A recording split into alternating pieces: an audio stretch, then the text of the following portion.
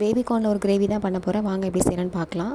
ஒரு வெங்காயத்தை நல்லா பொடி பொடியாக கட் பண்ணி எடுத்துக்கோங்க. அதுக்கப்புறம் ஒரு பவுலில் 10 முந்திரி, கொஞ்சமாக கசகசா, 1 டீஸ்பூன் சோம்பு இது எல்லாத்தையும் ஊற வச்சுக்கோங்க.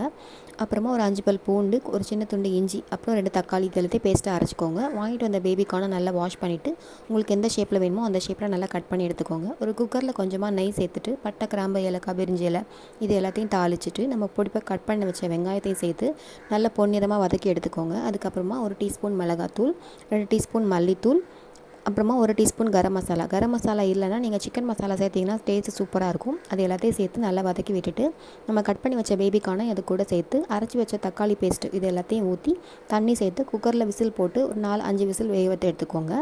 அதுக்கப்புறமா இறக்குனதும் நம்ம அரைச்சி வச்ச முந்திரி பேஸ்ட்டு அது கூட சேர்த்து கலந்து தேவையான அளவு தண்ணி சேர்த்து கொதிக்க வச்சு எடுத்துக்கோங்க. நான் இன்றைக்கி ஃப்ரெஷ் க்ரீம் இருந்ததுனால அதை போட்டேன். அப்படி இல்லைனா நீங்கள் ஸ்கிப் பண்ணிடலாம். இறக்குறதுக்கு முன்னாடி கொஞ்சமாக கசூரி மேத்தி சேர்த்து இறக்கிக்கோங்க. டேஸ்ட் சூப்பராக இருக்கும்.